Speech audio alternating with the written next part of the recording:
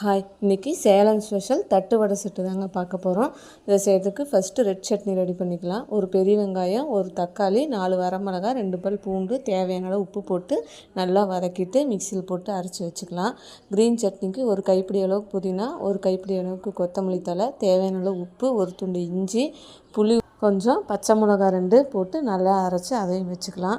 இப்போ என்னென்ன எடுத்து வச்சுருக்கோம் பார்த்திங்கன்னா, தட்டு வடை, முட்டை வேக வச்சு ஸ்லைஸ் பண்ணி வச்சுருக்கேன், பீட்ரூட்டு, கேரட்டு, மாங்காய் இது 3ஐயும் துருவி வச்சுருக்கேன், ரெடி பண்ண சட்னி, பெரிய வெங்காயம் பொடி பொடியாக நறுக்கி வச்சுருக்கேன். இப்போ இந்த காய்கறி எல்லாமே ஒரு பாத்திரத்தில் போட்டு நல்லா கலந்து வச்சுக்கலாம். ஒவ்வொன்றாவும் வைக்கலாம். இப்படி கலந்துக்கிட்டிங்கன்னா கொஞ்சம் ஈஸியாக இருக்கும். நல்லா கலந்து விட்டுட்டு ஒரு தட்டு வடை எடுத்துகிட்டு ஃபஸ்ட்டு ஒரு சைடு ரெட் சட்னி தடவிக்கலாம், இன்னொரு தட்டு வடையில் க்ரீன் சட்னி தடவிக்கலாம்.